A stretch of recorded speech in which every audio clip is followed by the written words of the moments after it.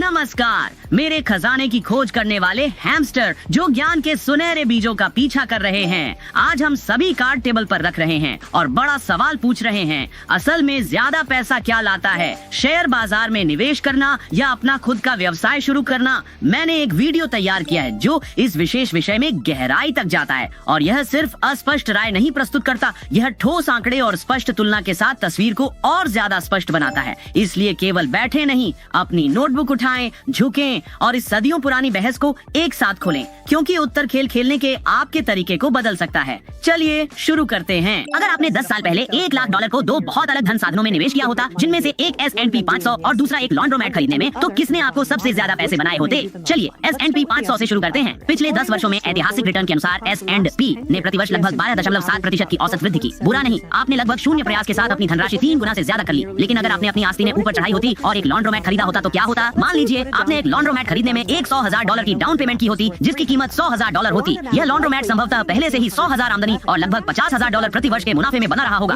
आप केवल 2 वर्षों में अपनी निवेश राशि वापस कमा लेंगे, तो 10वें वर्ष तक आपका लॉन्ड्रोमैट $500,000 मिलियन का शुद्ध मुनाफा उत्पन्न कर चुका होगा। यह S&P 500 निवेश से $170,000 ज्यादा है और यह केवल नकद प्रवाह है। यदि आपने व्यापार को card reader, vending machine, wash और फोन सेवाओं को जोड़कर सुधार किया होता, तो आप मुनाफे को लगभग 2 गुना बढ़ा सकते थे। 10 वर्षों के बाद आपका नया कुल लगभग $1 मिलियन बन सकता है। वाह, पहली नजर में अंतर वाकई बड़ा दिखाई देता है ना? लेकिन हमें वे छोटे डिटेल नहीं भूलने चाहिए जो एक व्यवसाय चलाने के साथ आते हैं, जो अपनी आस्ती ने ऊपर करने वाली बातें वीडियो में कही गई हैं। जब आप अपना खुद का व्यवसाय चलाते हैं तो यह आपके सभी समय की मांग करता है।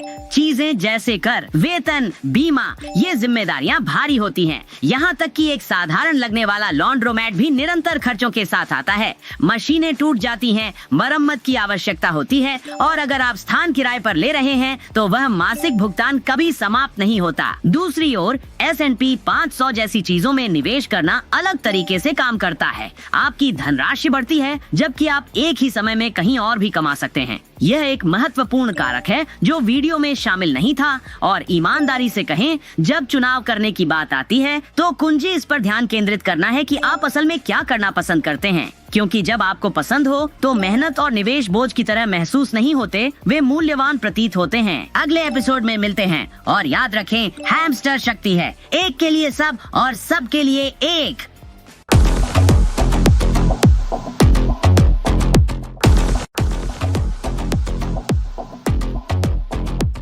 अरे मेरे प्रिय निवेशक दोस्तों जो लाभ की खोज में हैं, यहाँ हम हमेशा कहते हैं कि जब वित्तीय उपकरणों के साथ खेलते हो तो सावधान रहना ही चाहिए। आप में से कई ने शायद S&P 500 जैसे एसेट्स की स्थिरता के बारे में सुना है, लेकिन क्या यह वास्तव में उतना ही सुरक्षित और ठोस है जितना लोग कहते हैं? बाजार के रुझानों पर नजर रखना और विशेषज्ञ क्या कहते हैं उसे सुनना हमेशा समझदारी होती है। तो आज चलो यही करते हैं। इस तरह की एनालिसिस कभी बेकार नहीं जाती, हर एक आपके समझ और स्वाभाविकता को पैना करती है। तो एक पल के लिए जो भी आप कर रहे हैं उसे रोकिए और चलिए ध्यान से देखते हैं कि वास्तव में क्या आपके ध्यान के लायक हो सकता है। शुरू करते हैं। तो इंडेक्स फंड खरीदना 500 विभिन्न कंपनियों में विविधता लाने का एक तरीका है, लेकिन मेरी पूंजी का 38% 10 विभिन्न कंपनियों में है और वे AI पर बहुत भारी दाम लगा रहे हैं। मुझे लगता है कि मेरे बहुत से पैसे S&P 500 में होने के नाते मैं अब एक बड़े AI भविष्य पर दाम लगा रहा हूँ और यह भविष्य ऐसा नहीं है जिसे मैं निश्चित रूप से मानता हूँ कि होगा। यह बहुत सत्य है। .com बबल युग में S&P 500 का 25% शीर्ष 10 कंपनियों से बना था, आज यह 40% है। इसलिए बहुत से लोग गणना करते हैं और सोचते हैं, ओह एक सेकंड रुको, अगर यह उस समय 25% था और .com बबल ने पूरी अर्थव्यवस्था को ध्वस्त कर दिया और आज यह 40% है, इसका मतलब है कि यह खतरनाक क्षेत्र में है।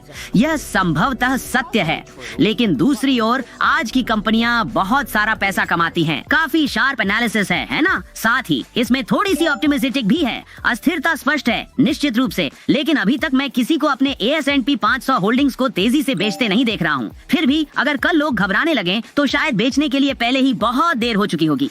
सच ये है कि ऐसी निवेश कई कारकों पर निर्भर करता है। मुख्य रूप से आप किस प्रकार के खिलाड़ी हैं, क्या आप शॉर्ट टर्म गेन्स का पीछा कर रहे हैं या एक लॉन्ग टर्म सुरक्षा नेट बना रहे हैं ताकि आप रात को चैन से सो सकें? जो भी आपकी रणनीति हो, हमेशा उस आपात स्थिति के कुशन को तैयार रखें और विशेषज्ञों से सलाह लें जिन पर आप भरोसा करते हैं। अगले एपिसोड में मिलेंगे और याद रखें, हैमस्टर्स शक्ति है, एक के लिए सभी और सभी के लिए एक।